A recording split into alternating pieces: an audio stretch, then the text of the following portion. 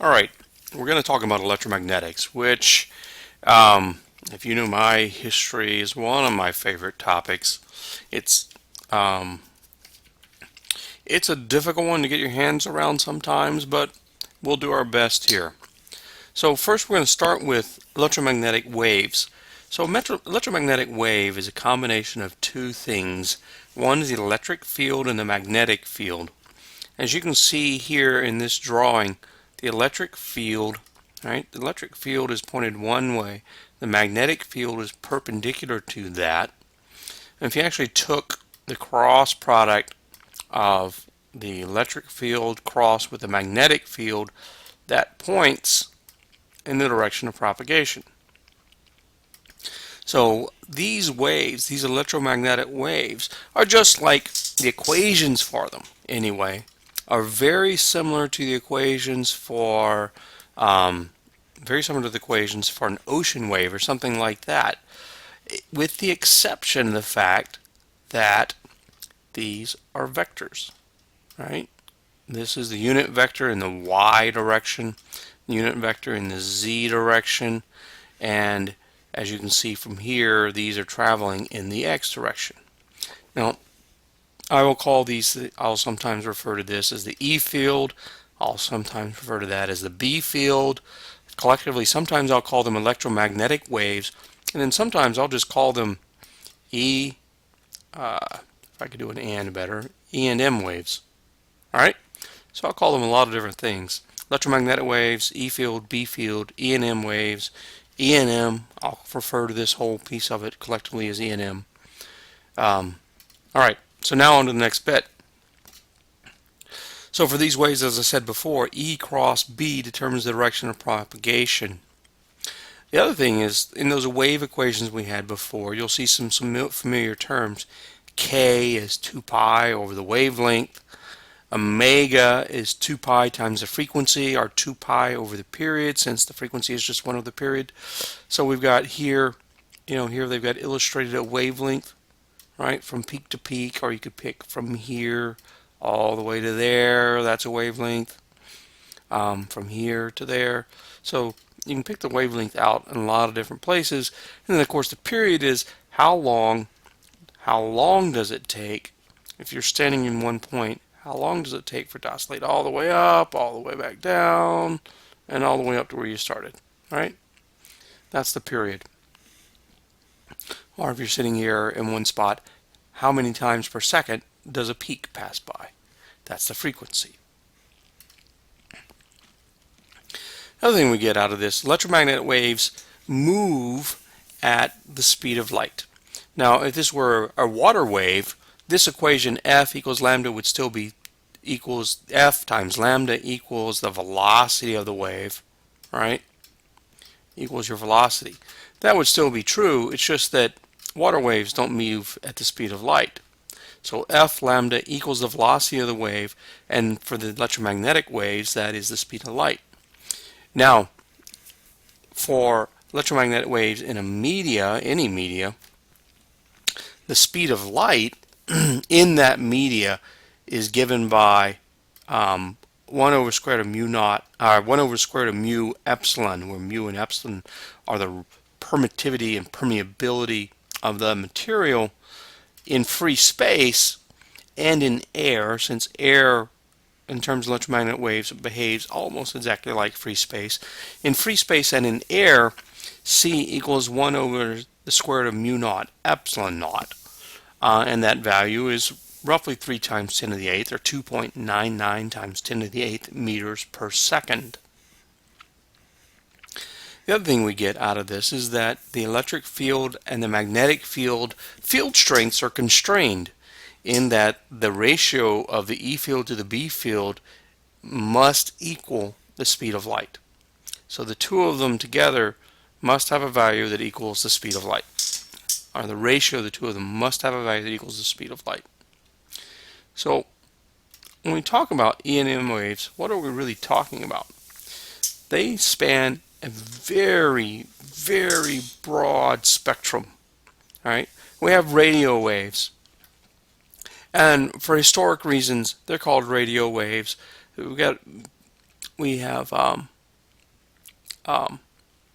wavelengths from tens of thousands of kilometers, right, at very low frequencies, to wavelengths that are about what, at 10 to the 12th hertz. There, when we get up in here, right, 3 centimeters, that's corresponds to a gigahertz. So if your computer has a clock cycle of, say, 3 gigahertz, which would be a typical clock cycle for computers, then your computer is going to be running somewhere in here, putting off electromagnetic waves with about a 1 centimeter wavelength, right? Because 3 gigahertz gives you a 1 centimeter wavelength.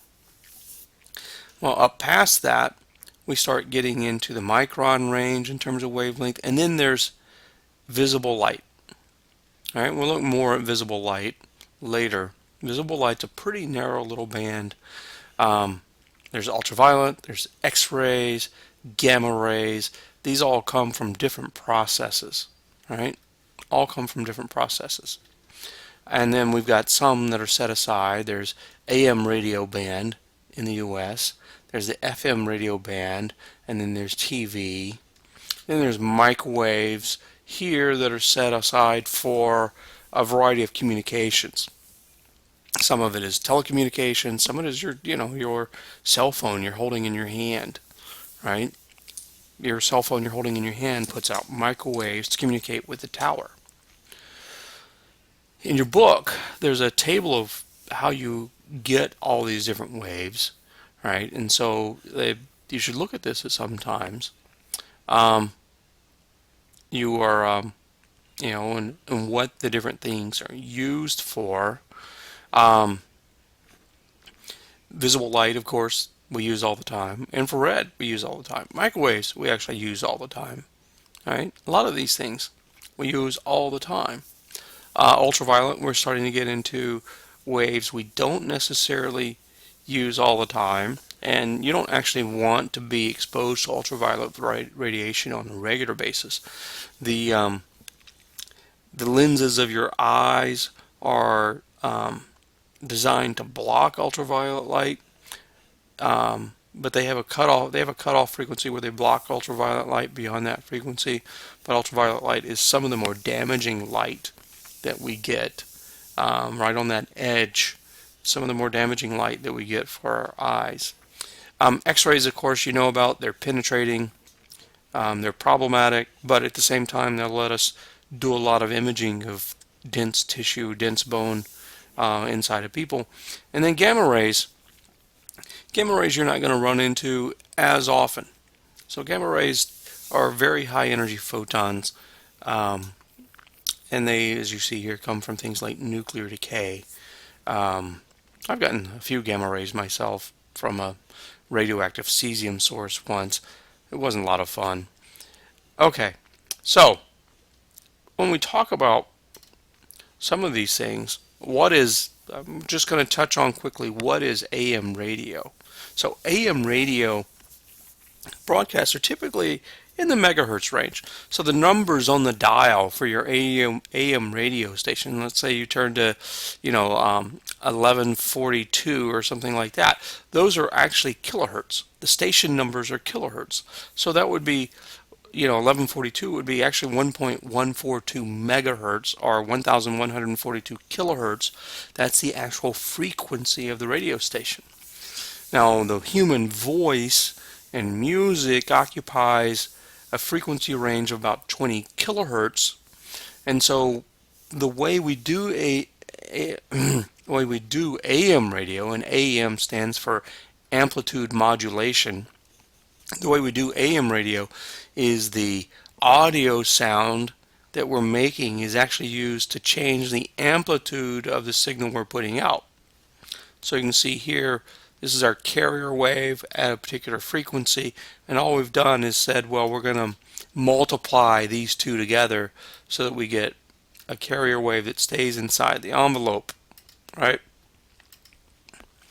Well, result of that is that each station, each AM radio station, takes up not just the frequency at the carrier wave, but plus or minus about 20 kilohertz to either side, which limits how closely we can pack these AM radio stations, determines how far apart they are on the radio dial. FM radio stations. Well, FM stands for frequency modulated. So an FM radio station, instead of changing the amplitude, we change the frequency. We basically move the frequency back and forth to indicate the amplitude of the audio signal. What does this do for us? Well, one of the things it does for us, it doesn't change the amount of bandwidth we need, because you still have your central frequency plus or minus about 20 kilohertz.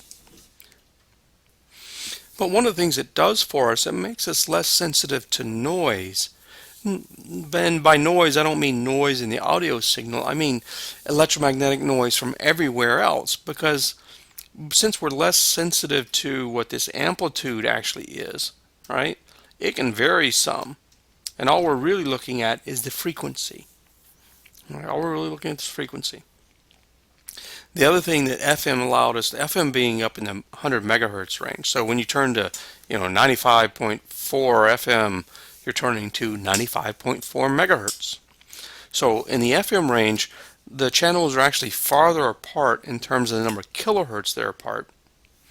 That eventually led to us with technology innovations to add in FM stereo. All right, so stereo technology works by actually you broadcast the, if you were looking in a frequency spectrum around your central, whoop, that was terrible. If you look in a frequency spectrum around your central frequency, this would be the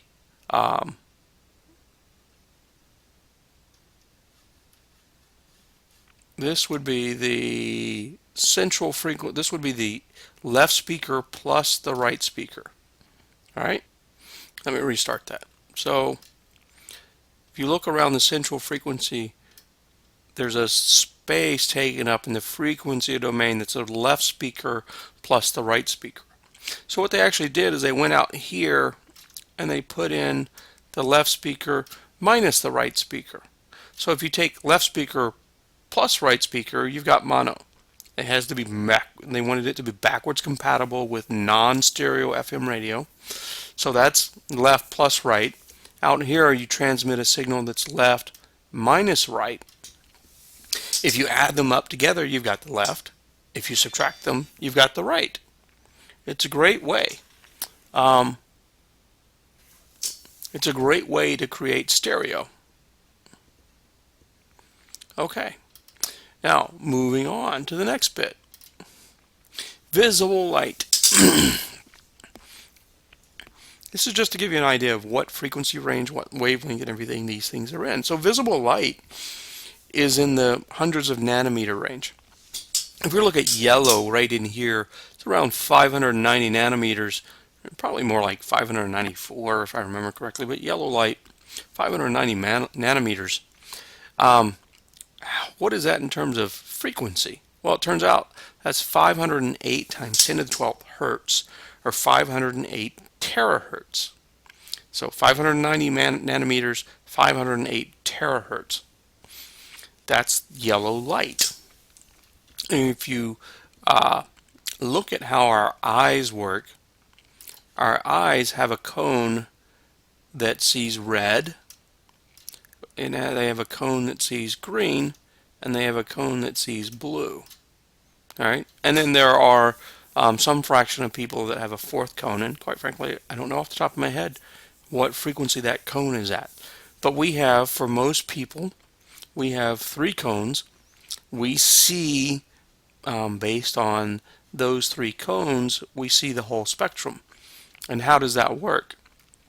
Well, if you're sitting here at yellow, right, and you're midway between red and green, you equally excite red and green, and your brain then interprets it as yellow. If you're sitting over here, right, if you're sitting over here, you look at the relative weight of how well it excites blue versus how well it excites green to tell it, oh, it's over here. It is the relative excitation of the 3 cones that tells us where that light actually is in the spectrum.